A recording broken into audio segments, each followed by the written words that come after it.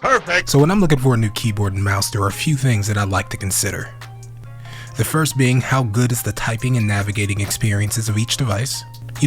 Can I use them for long periods of time without feeling fatigued? The second is each device's unique function. What custom features sets them apart from other devices in the same category? And lastly, battery life. I like to avoid wires when I can, so having a built-in battery is a must for me. Now, if you're unable to watch the entire video, let me tell you that I think that the Logitech MX keys and the MX Master 3 are the best wireless mouse and keyboard combo that you can get for $200. However, if you're traveling, you possibly want to stay away from this combo. Also, if you're left-handed, steer clear of the mouse entirely and just go with the keyboard. But if you have a few minutes to spare, let me give you some additional context as to why I think that this combo is worth taking a look at. Right out of the gate, you can see that they look great and pair well together. That's why I decided to cover them both in this one video.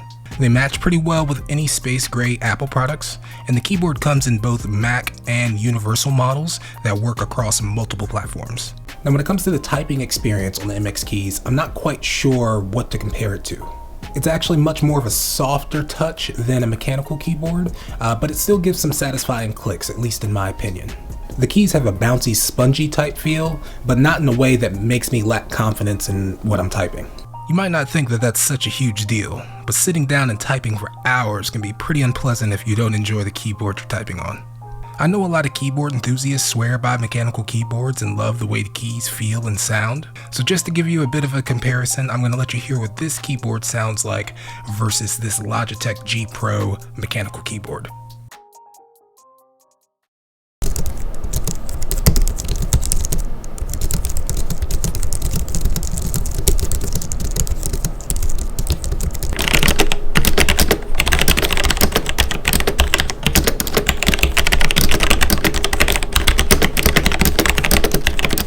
For me, I personally don't need to wake up the block while I'm hammering away at writing or editing, so I really do appreciate that these keys are a bit muted in comparison.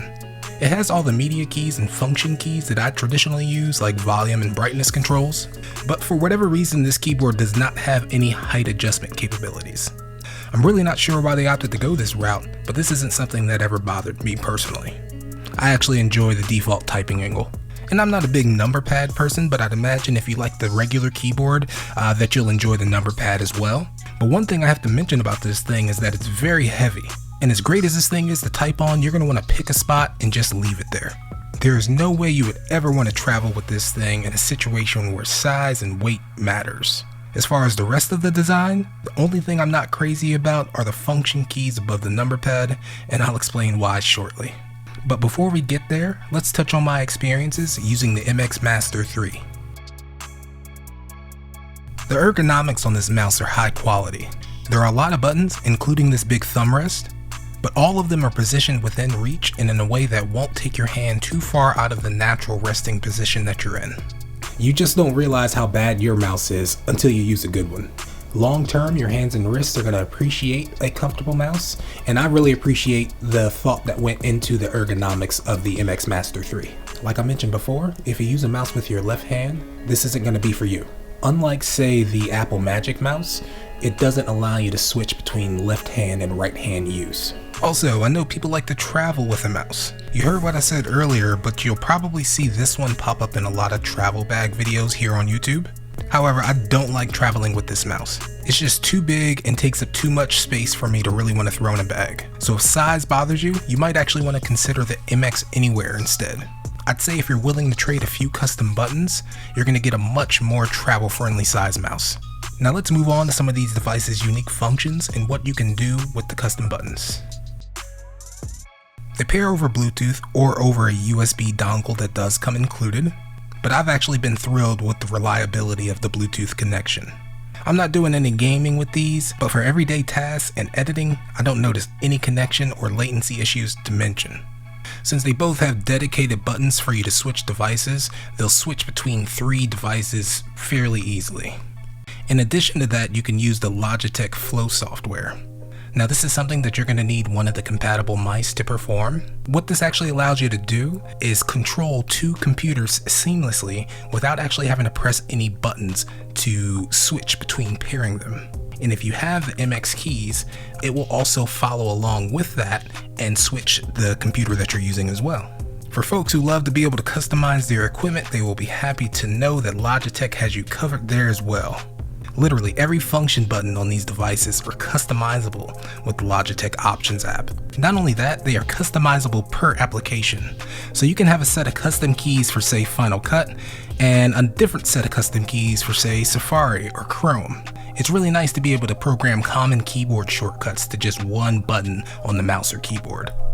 Again, this doesn't sound like something that's a huge deal, but if you're editing videos or doing a lot of repetitive tasks, programming your function keys can save you a lot of time. And speaking of function keys, about the ones over the number pad, I'm not sure why they labeled them with icons instead of numbers or some other type of labeling system. Now this is a very minor thing and you can customize these keys to do whatever you want, but I don't like the idea of a camera icon being on the key that I programmed to do something entirely different than a screenshot. Another thing the MX Master is known for is what Logitech calls mag speed electromagnetic scrolling. There's a lot of jargon in there and it's hard to explain, but know that it's a really nice scroll wheel. It has some nice feedback when you want to adjust slightly, but you can also kick it into full gear and let it free spin and stop exactly where you want. You could easily scroll through hundreds of pages with this thing in seconds if you needed to. And regarding the battery life of these things, I honestly have no complaints. So with the backlight enabled on the keyboard, it's advertised to work for 10 days, and I personally never turn the backlight off. And honestly, the backlight does activate unintentionally quite a bit, but I actually feel like I get a lot more than 10 days of use out of one charge. Now, if you're not using a backlight, this thing's gonna run for 5 months on a single charge. And the MX Master 3 is gonna run 70 days on a single charge. But I would argue that even more importantly, these devices charge over USB-C and remain functional while they're charging. And honestly, battery life's just not an issue because I can charge these up whenever I need to over USB-C. And if you're curious, it's going to take about 4 hours to charge the keyboard from 0 to 100% and about 2 hours to charge the mouse. But personally, overall, I'm extremely satisfied with these products and I would highly recommend them if you do a lot of video editing, a lot of typing, or again, any similar tasks. Well, that's all I've got for you in this one. Hopefully you enjoyed the video. If you found any value in it, go ahead and leave it a like. If you'd like to see more, go ahead and subscribe. As always, I will catch you in the next one. Later.